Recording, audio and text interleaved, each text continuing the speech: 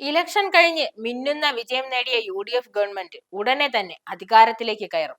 ഭരണം പിടിക്കാൻ ശ്രമിച്ച എല്ലാ നേതാക്കളും ഒരുപോലെ തന്നെ ശ്രമിച്ചിട്ടുണ്ട്. എന്നാൽ നേതൃത്വം KC വേണുഗോപാലിന് തന്നെ ലഭിക്കണം. ഇനിയൊരു ബൈ ഇലക്ഷൻ നേരിടണം എന്നുള്ളതാണ് പലരും ഇവിടെ ചൂണ്ടിക്കാണിക്കുന്നത്.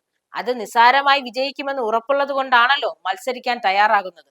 ദീർഘനാളുകളായി രാഷ്ട്രീയ ജീവിതം നയിക്കുന്ന KC വേണുഗോപാലിന് ഇതൊക്കെ പുഷ്പം പോലെ സാധിക്കുന്ന കാര്യങ്ങളാണ്. ഇന്ന് അന്തിമ തീരുമാനമെടുക്കാൻ ഡൽഹിയിൽ നേതാക്കൾ ഒത്തുചേരുന്നുണ്ട്. KC വേണുഗോപാലിനെ ഉയർന്ന ഫ്ലക്സ് ബോർഡുകളൊന്നും വെറുതെ ആവില്ല. ഹൈക്കമാൻഡ് തീരുമാനം എപ്പോഴും അന്തിമമാകാറുണ്ട്.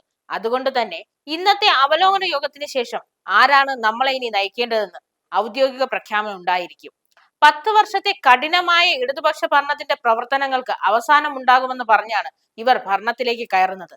മുഖ്യമന്ത്രി മാത്രമല്ല, മറ്റു വകുപ്പുകളിലേക്ക് ഇനി ആരാണ് ഭരിക്കുക എന്നുള്ളതും നമുക്ക് അറിയാൻ കഴിയും. ആദ്യ വാഗ്ദാനമായ വനിതകൾക്ക് KSRTC ബസ്സിലുള്ള സൗജന്യ യാത്രയും, കോളേജിൽ വിദ്യാർത്ഥികൾക്ക് 1000 രൂപ സഹായവും. അപ്പോൾ KSRTCയുടെ തലപ്പത്തേക്ക് വരുന്ന മന്ത്രി ആര്? വിദ്യാഭ്യാസം ആരാണ് കൈകാര്യം ചെയ്യുക? എത്ര വനിതാ മന്ത്രിമാർ ഉണ്ടാകും എന്നുള്ളത് വലിയ ചോദ്യമായി തന്നെ നമ്മുടെ മുമ്പിൽ നിൽപ്പുണ്ട്.